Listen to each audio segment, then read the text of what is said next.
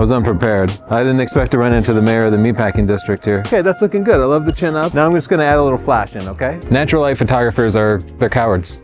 Yeah, I'm choosing violence today because if you add a light to your portrait work, it's gonna be better. I mean, not all the time, okay. I'd rather have a light and not need it than need light and not have it. Like, look at this side by side that I just shot of the mayor of the meatpacking district. Without a light, it's just gray and dull and flat. And a little pop of light, which is not a big deal, made it so much better. It brought out the color, it brought out the contrast. You look handsome as hell, Roberto. The best picture you ever took. The best subject. It's all about the subject. So I'm gonna talk to you about 3 different styles of light that you can choose from, but this is the one that I've decided that I'm gonna use for out and about stuff in the streets. This is not a sponsored video. I'm just trying to help you take better photos. First, let's talk about different lighting options. Of course, you don't have to use a light. If you have one, that's natural light. What I just shot was just a bare bulb. This is a common technique. It's really popular now. It sort of looks like on-camera flash, but you can see I'm kind of holding it like this. And this is allowing me to keep it over the camera, no matter which way I rotate the camera, without needing a separate bracket.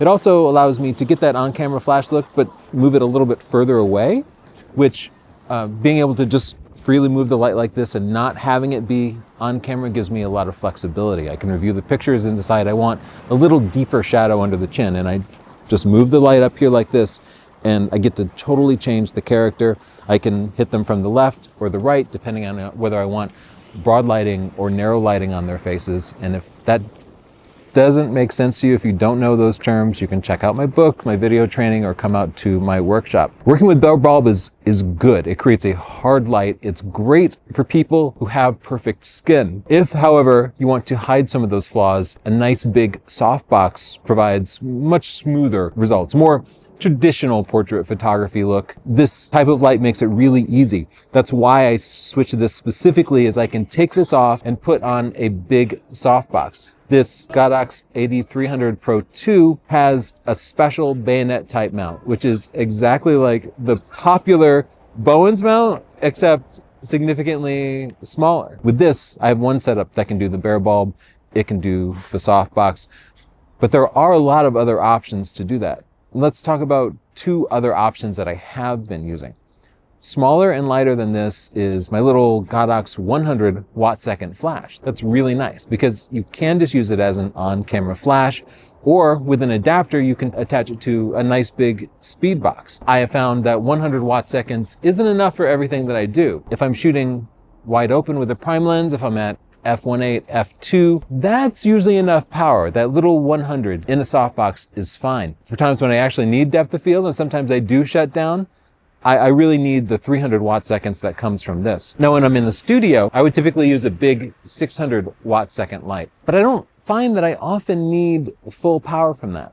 So the 300 watt-second here kind of hits that sweet spot. It's smaller and lighter than the 600 while providing enough power for just about every situation, even on my big Hasselblad with its base ISO of 50, which requires twice the output of most cameras with a base ISO of 100. The 300 watt-seconds, besides just being able to put out more max power, it also recycles much faster than the smaller 100 watt-second flash does.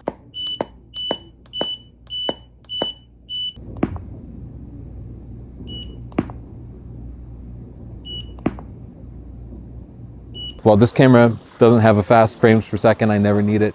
When I'm shooting with my Sony A1, a more dynamic portrait shoot where the subject is moving, I'm often firing 5 or 6 times a second, and thus the higher power here allows me to shoot at a lower percentage of the output, recycle faster, and keep up with those faster shoots. So let's talk about the design of this AD300 Pro. It's got the latest version of Godox's user interface, which is really nice. That allows you to automatically sync if you want it. It also provides these little color-coded lights in case you're running multiple lights and you don't have to think about, is this light A, is this light B? You can just match it to the color coding.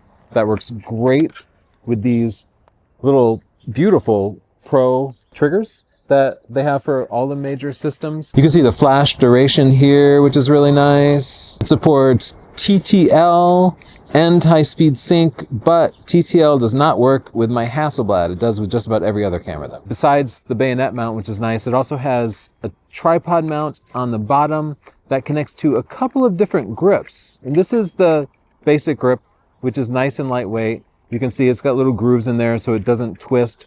I also got the battery grip, which allows you to go longer between needing to charge the battery by replacing this with a dummy battery. That also moves the center of gravity down, making this part lighter and making the handle heavier, which might make it a little bit easier for you to hold.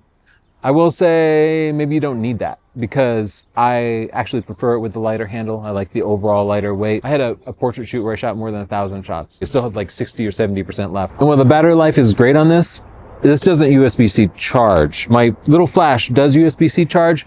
It's really convenient on the go. I can just put it in my bag with a battery charger or charge up in any USB-C. But here I have to carry around a separate little battery charger. And if you don't have that on location, then it could end up ruining your whole day. If you get the battery grip does USB-C charge. So in that way, it might actually be better for people on the go. Note that the battery grip significantly increases the recycle time of the flash. And it has a modeling light, which can make it a little bit easier to pose. And it's bright enough of a modeling light that you could use it for some light video work. You can even change the color temperature of the modeling light from cool to warm, so it makes it even better for video. I did end up using the continuous light for still photos in a rain room because I needed a longer exposure to show the motion of the raindrops.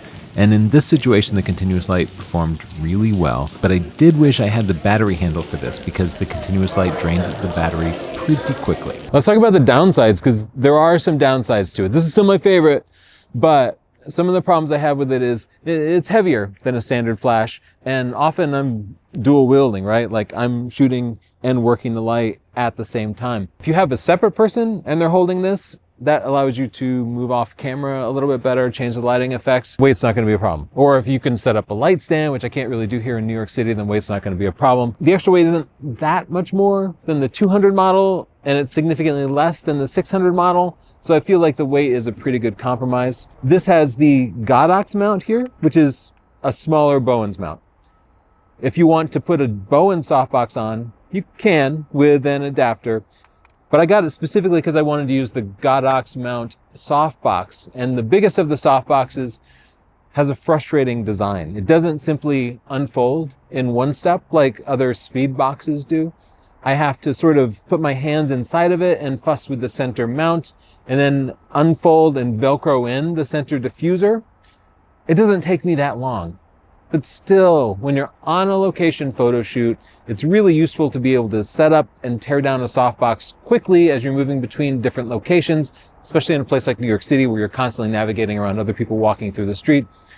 So I do wish either Godox would make an updated softbox design or some third party would make something compatible with this smaller Godox mount, but right now there's no better option for that. I just fell in love with this particular piece of equipment and wanted to share my experience with it because it's really improving my photography. I appreciate the versatility of being able to add light when and where I need it, of being able to use a bare bulb or a softbox for different effects.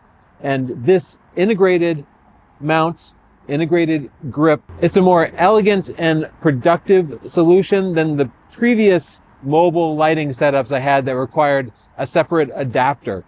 So I'm really enjoying that and I recommend it to a lot of people. If you do decide to buy it, use the link here. Subscribe for more videos, tutorials, and reviews. Check out my workshops if you want to learn hands-on. And in the comments, let me know what you think. Like, what are you doing for light on location? Bye.